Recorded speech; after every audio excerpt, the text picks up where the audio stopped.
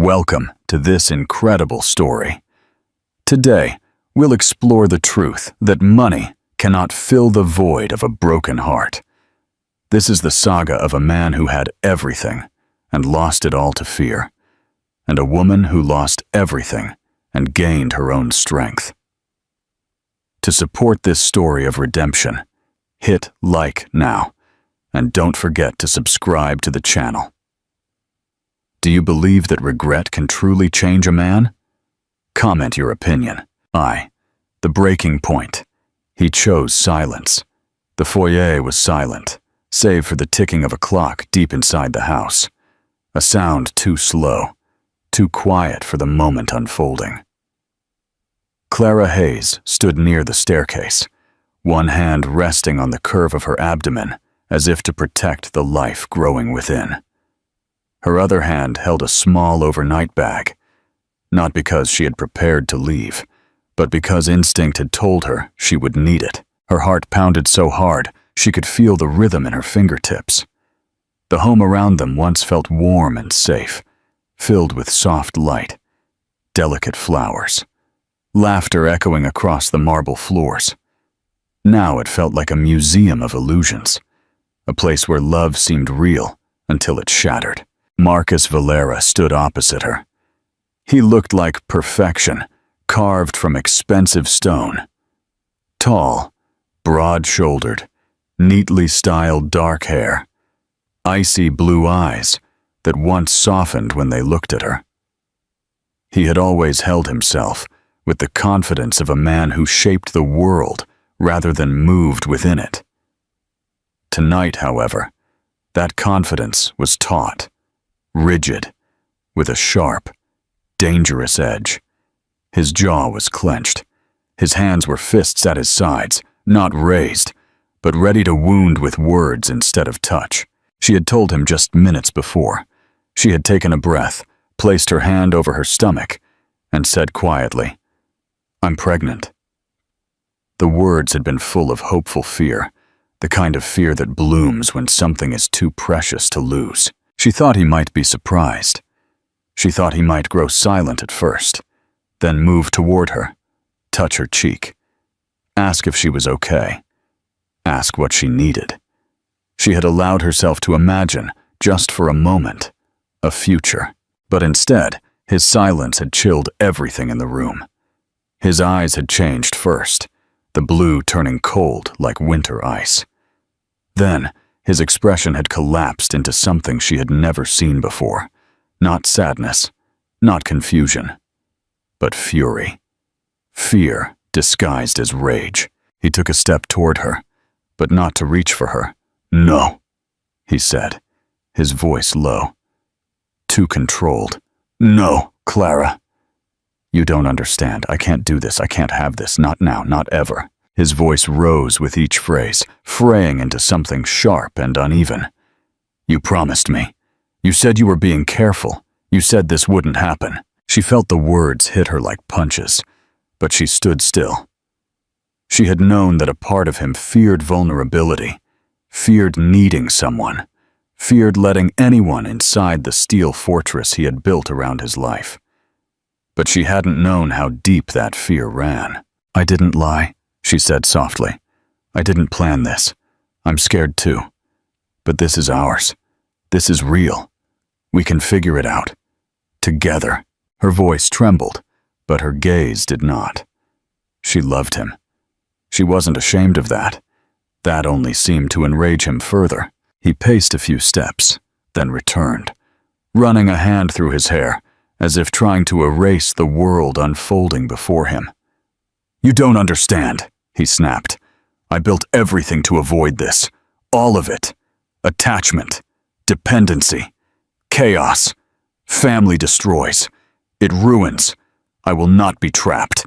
She stared at him, stunned. "Trapped? You think a child is a trap?" He turned on her, and for the first time, there was something almost desperate in his expression, as if he were speaking from a wound that existed long before she walked into his life. "Yes," he said. "I do." The clock ticked again. Soft. Unforgiving. Her fingers tightened around her bag. She could have begged. She could have tried again to explain that love was not a prison, that family was not a cage. She could have reminded him of the nights they spent together, whispering about futures they were afraid to name. But something inside her, perhaps the mother she had already become, stood up in her stead. "If I walk out that door," she said quietly, "I won't walk back in." For a split second, she thought he might ask her to stay. His eyes flickered, something raw, something breaking. But then his fear won. "Get out of my house," he said. This time his voice was louder, sharper, final. She backed away. The floor felt unsteady beneath her feet. The bag felt heavier than her bones. Her heart felt as if it were tearing apart inside, silently, soundlessly. She walked out the door. She did not look back. The cold night air hit her like a slap. She clutched her stomach. The life inside her shifted, just a flutter, just enough to remind her she was not alone. She did not cry, because sometimes the pain is too deep for tears. And that night, the house behind her remained warm and bright, but the man inside it had already lost everything. He just didn't know it yet. 5 years of solitude and strength. She moved to a different state because she couldn't stay where the memories were. The town she chose was smaller, quieter, with bare-limbed streets that swayed and shivered in the winter wind. The apartment she found was on the 3rd floor of an old brick building that smelled faintly of dust and coffee. The staircase creaked when she climbed it, and sometimes the heat wouldn't kick in until midday. But it was hers, not borrowed, not disposable, not something someone else could take back with a single sentence. The pregnancy was harder than she expected. Some mornings, she could barely pull herself up without gripping the wall. There were nights she lay awake, one hand on her belly, whispering to the children yet to open their eyes. "I won't let the world be cruel to you.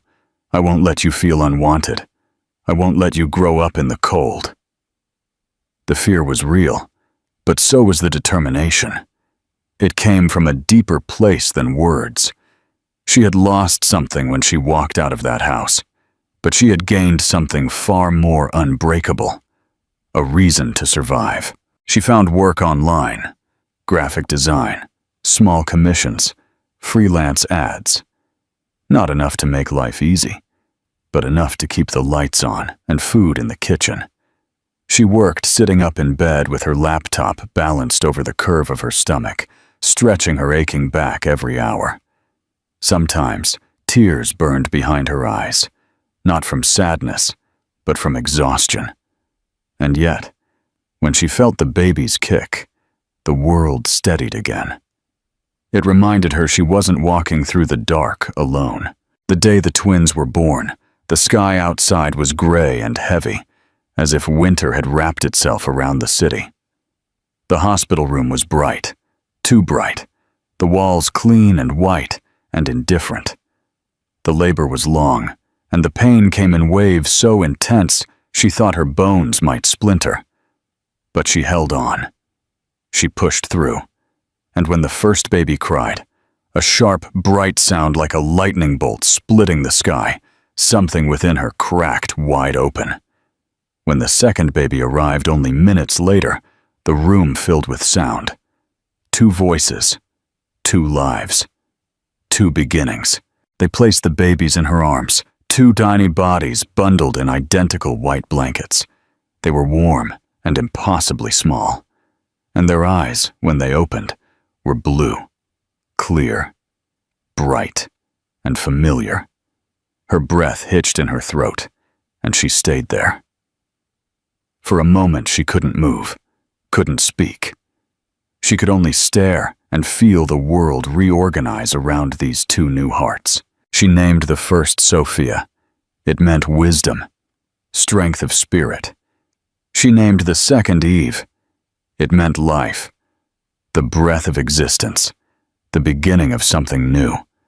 Together, the names felt like a promise, a prayer, a vow. The years began to pass, not quickly, but steadily. She watched Sophia and Eve grow. They learned to laugh, to crawl, to walk with their tiny arms raised in triumph. Their hair became long and golden like sunshine. Their eyes were oceans. And every day, when she looked at them, she saw him. Sometimes she wondered if he ever thought of her, if he ever thought of them, if he lay awake in a house filled with silence, unaware that somewhere, two little girls with his eyes were learning to speak their first words. But she didn't let those questions linger. The past had taken enough from her. She was building something new now. Not perfect, not stable, not glamorous, but real. And what is real is stronger than everything that breaks. 3. The encounter. Eyes that broke the ice. Marcus Valera did not measure his time in seasons, birthdays, or holidays. He measured it in headlines, contracts, flights, and boardrooms filled with polished tables and people who took notes when he spoke. He built his empire higher and higher, expanding into markets he used to only dream of. His face appeared on magazine covers, in interviews where he spoke of discipline, vision, efficiency. People admired him. Competitors feared him. Investors trusted him. But admiration is a thin substitute for meaning. Every night, when the city quieted and the lights in his penthouse automatically dimmed at midnight, the silence waited. He learned to fall asleep with music playing softly in the background because pure silence felt unbearable. It wasn't noise he needed. It was something to drown out the memory of a voice he once loved. He couldn't recall the exact sound of hers, only its warmth, and the loss of that warmth tormented him more than any failure. He had convinced himself that if he just kept moving, kept building, kept climbing, then there would be no room for regret. That was what he believed, or what he tried to believe. He had designed a room to be a study with floor-to-ceiling windows overlooking the city. People said it must feel powerful to stand there and see everything from above. But all he saw was distance. And there were nights, far more than he admitted to himself, when he paused at the doorway of the guest bedroom down the hall. The room was empty, but he pictured it full in another way. A small bed, soft toys, laughter, mess, life. The vision only lasted a second before he locked it away, but it returned every night, uninvited. He sometimes allowed himself to imagine what the child would look like, and then forced himself to stop, because hope was too dangerous.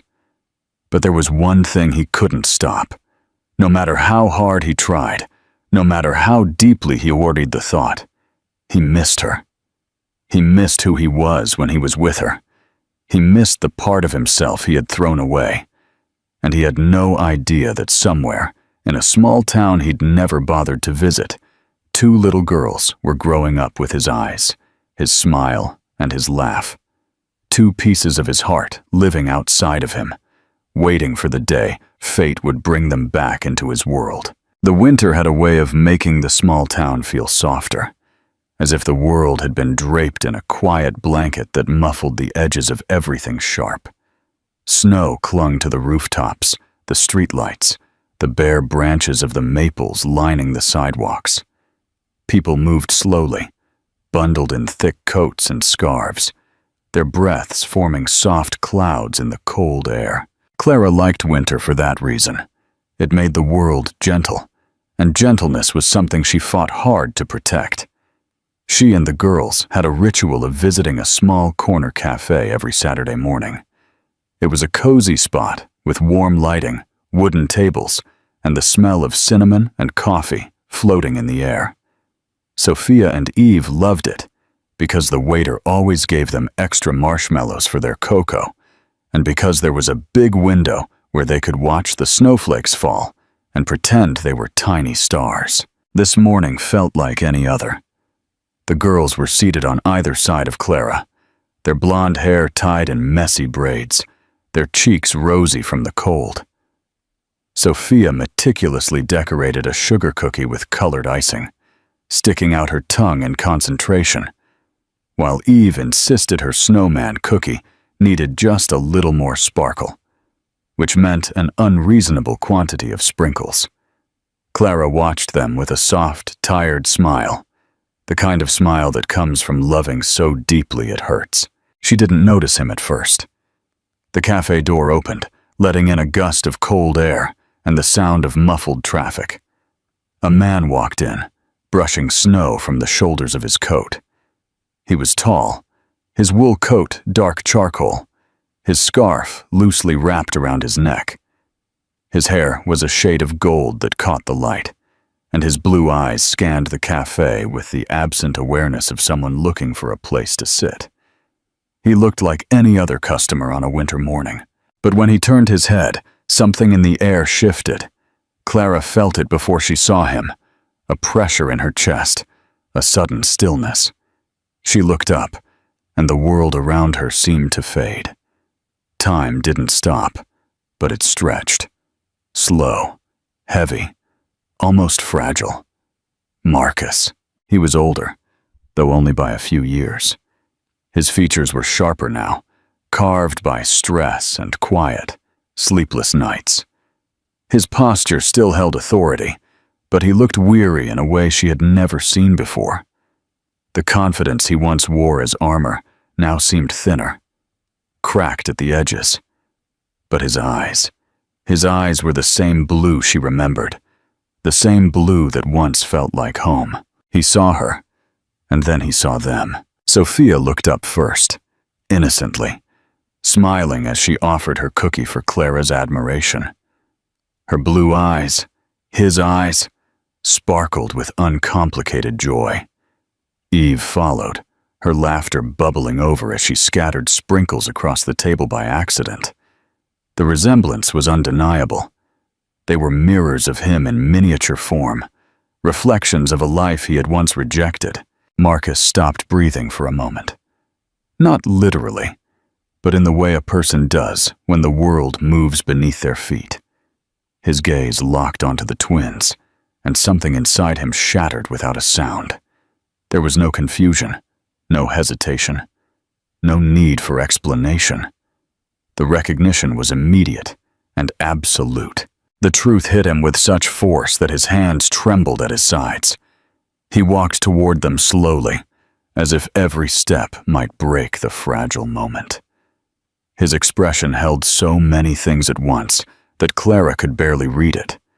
Shock, disbelief, regret, awe, and something deeper, something raw and painful. He reached the table. Clara's heart was pounding so hard, she thought the whole room must hear it. She didn't speak. Neither did he. Sophia blinked up at him. "Hello," she said cheerfully, completely unaware of the history swelling around them. His voice came out unsteady, like a man learning to speak again. "Hello?" Eve tilted her head. "You look like us," she announced with the blunt certainty of a child. Clara felt tears press against her throat. Marcus's gaze darted to Clara. There were no walls in his eyes now, no coldness, no distance. The man who once stood like stone now looked utterly undone. "Clara," he whispered. She could have looked away. She could have run as he once had. But she didn't. She held his gaze, steady and quiet. "Yes," she said. Her voice didn't tremble. She had learned to be strong. His breath hitched. "Are they mine?" It wasn't a question. Clara nodded. The sound that escaped him was not a shout. It was softer, an exhalation of grief, wonder, and devastation, all tangled together. He knelt down, uncaring who in the cafe might be watching. Sophia reached out and touched his hair, curious. Eve leaned closer. He looked at them as if they were sacred. "I'm so sorry," he said. The words barely passed his lips, but they were real. For the first time, he understood exactly what he had lost. and for the first time, Clara saw him not as the man who forced her out into the cold, but as a man standing in the wreckage of his own choices, finally ready to see what mattered. Interaction time. Marcus's shock and regret are profound. If you were Clara, what would you say to him in that moment? Would you immediately allow him to know his daughters, or would you make him wait? Comment your honest reaction. 4. Building a bridge. Step by step, he returned the next day. Not with grand gestures or gifts or rehearsed apologies meant to sound noble. He simply arrived, standing outside the cafe before it opened, his hands deep in his coat pockets as his breath clouded in the cold morning air. Clara saw him through the window when she arrived with the twins, their small hands wrapped in hers, their scarves crooked and wool hats slipped sideways. For a moment she stood perfectly still, unsure if she should turn and leave. But the girls nudged her forward, and she understood that this moment was no longer just about her. They sat at the same table. Sophia and Eve, unbothered by adult complexities, began building shapes out of sugar packets while Clara wrapped her hands around a hot mug. Marcus sat opposite her. He looked different now, as if something inside him had painfully softened overnight. He didn't rush to speak. He didn't defend himself. He didn't demand explanations or forgiveness. When he finally spoke, his voice was quiet, firm in the way someone sounds when their chest is full of things they aren't sure they have the right to ask for. Tell me about them. He could have said 1,000 things, but he chose that. Not tell me why you left. Not why didn't you tell me. Not how dare you. He chose to ask about the girls first. That mattered. Clara breathed slowly, choosing her words not for his comfort, but for the truth. She told him how Eve had walked first, bold and decisive, refusing to fall even when her legs wobbled. How Sophia had talked first, her voice clear, forming words like delicate pearls. How they laughed differently, slept differently, had unique fears and joys only to their hearts. She spoke of fevers and lullabies, of small triumphs, of birthdays celebrated with cakes she baked at midnight after finishing work. She didn't mention the nights she cried alone. She didn't have to. Those lived in the silence between her sentences. Marcus listened, truly listened. Not with the polite attention of businessmen or the calculating gaze of someone collecting data. His eyes were fixed, open. When they rose to leave, Eve held up her arms to him without hesitation. Sophia followed a moment later. He froze, his breath catching, before gently scooping both girls into his arms. They fit there naturally, as if they had always belonged in that space. His eyes closed for a moment as he held them. Clara saw a man holding everything he once threw away, now treating it as if it were made of glass. Then, he walked them home. Not close, not touching Clara, but matching her pace. The world around them was quiet, save for the crunch of the snow beneath their boots. He didn't try to fill the silence with questions or explanations. He carried it carefully, understanding how fragile it was. When they reached the doorway of her building, Clara stood on the bottom step, looking at him. "I'm not asking for anything," he said before she could speak. "Not forgiveness, not a place, not a second chance. I know I don't deserve those yet. I just want to be here, to know them, to try to be someone they don't have to be ashamed of." There was no pleading in his voice, no manipulation, just truth, unvarnished, unreserved, human. Clara's chest tightened. She had imagined this moment so many times she had stopped believing it would ever come. Yet here it was, quiet, heavy, real. "You can be in their lives," she said, "but slowly, carefully, not like someone who drifts in and out when it suits you. If you walk into their hearts, they won't let you go." Her voice cracked slightly.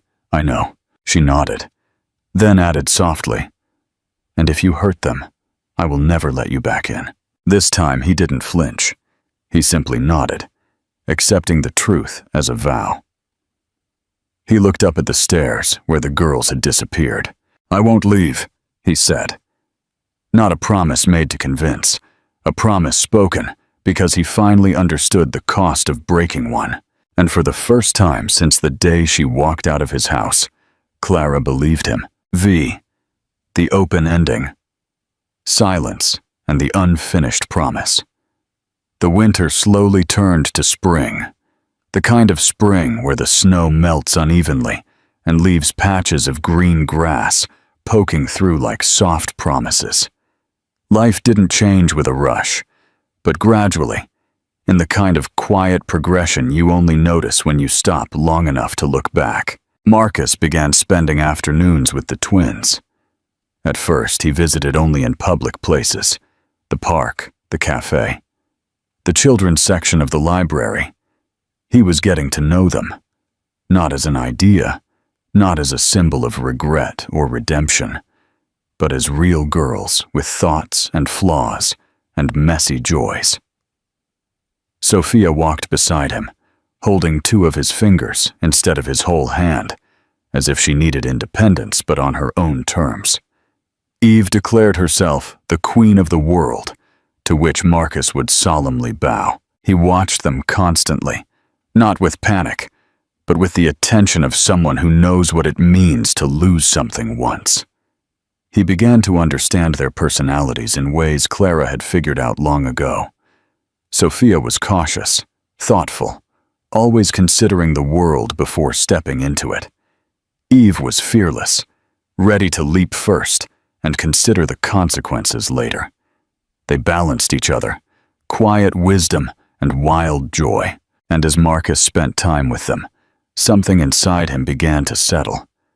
His movements grew softer, his voice modulated without losing strength. The girls didn't change him. They revealed him. Clara watched this from a careful distance.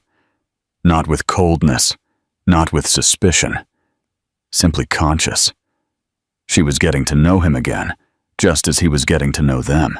There were moments, though, when the past surfaced. One such moment came during a rainy afternoon. They were in Clara's apartment because the weather made the park impossible.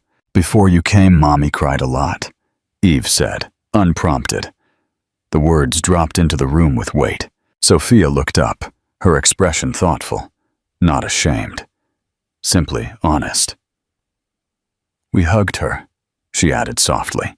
The silence that followed was fragile. Marcus looked at Clara, and this time his eyes did not avoid the truth. He didn't defend himself. He didn't say he was different now. He simply nodded slowly and said, "Thank you for taking care of her." It wasn't an apology. It was something deeper, recognition. "Don't hurt them," Clara said quietly. "Don't hurt me again." It was a truth spoken from the scar tissue. Marcus leaned forward, gently resting his hand on the floor near hers. Not touching, just close. Close enough to say, "I hear you." "I won't," he replied. The words were simple, but they carried a weight that came from somewhere deep, somewhere real. The summer faded into autumn, and the air became cool and bright, the leaves turning golden and amber. The change happened gently, not through a single dramatic moment, but through the slow configuring of days. Life had woven itself into small, unmistakable threads. Marcus left a spare sweater at Clara's apartment.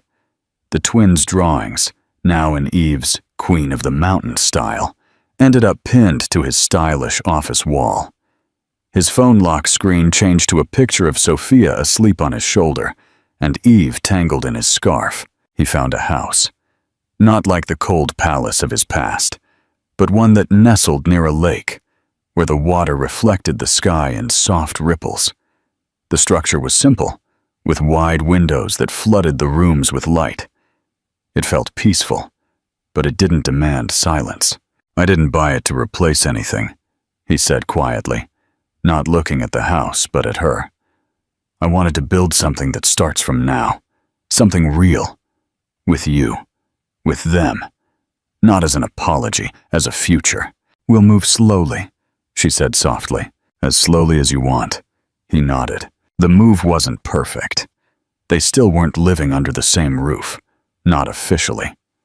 He gave up his penthouse and moved into an apartment nearby, but he spent every evening at the new house, helping Clara unpack and assemble the furniture their daughters tried to help build. On the first night in the new house, the kitchen table was not yet assembled.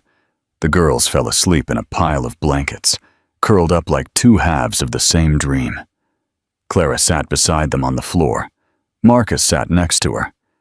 The house was quiet, but not empty. Clara rested her head on his shoulder. He did not freeze. He gently leaned into her, matching her breathing without trying to possess her. There were no promises of forever love, no words of final forgiveness.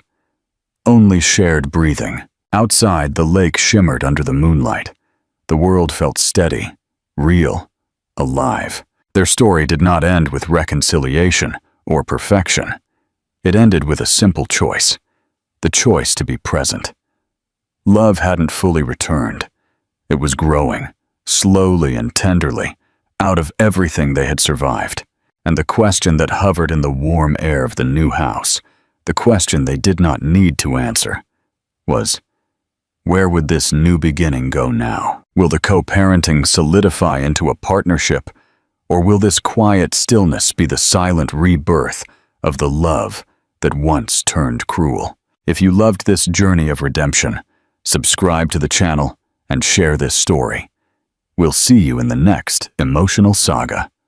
6. The cost of clean slate. The quiet days by the lake were deceptive. They were filled with the happy, exhausting chaos of young children.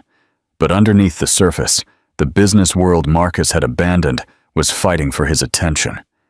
He had resigned from his CEO position, but he still held the majority of shares in his international holdings. Shares that represented the very fear of commitment that had driven him away from Clara years ago. One crisp Saturday morning, while Clara was outside teaching Sophia and Eve how to distinguish between a maple leaf and an oak leaf, Marcus sat in the study, a space he had converted from a spare bedroom, taking a video call. His expression was tight, rigid with the stress he hadn't worn in months. The board needs your final decision, Marcus. Victor Stone, his former COO, now his chief legal counsel, stated plainly on the screen. They are offering to buy you out, a very generous package that guarantees security for life. But they need you to sever ties completely. Sell or lead. They won't accept the silent owner in Vermont. Marcus ran a hand through his hair, glancing out the window at Clara's silhouette. The money didn't matter. It was the control that still held him, the control his father had instilled in him, the belief that power equaled safety. The money is irrelevant, Victor. If I sell, I lose the ability to ensure the company doesn't fall into unethical hands.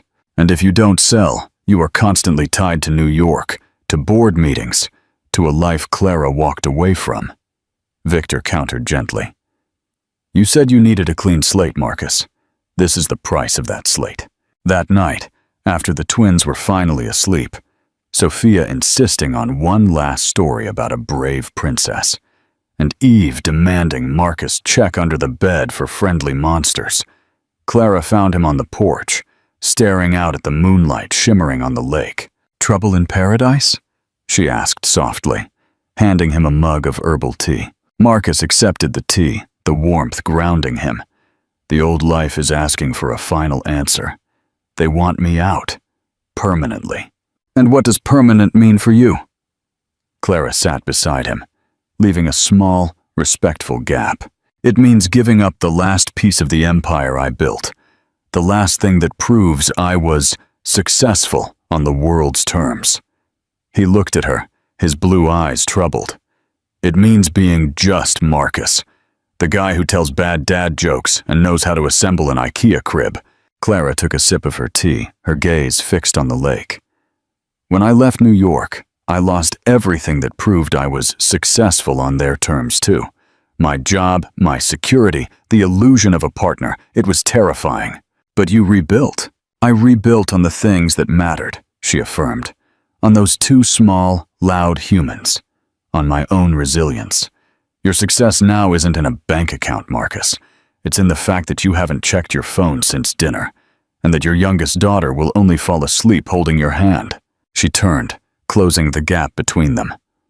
I won't tell you what to do with your company, but if you keep a foot in that world because you're afraid of being just Marcus, then you're still living by the fear that drove you away from us once before.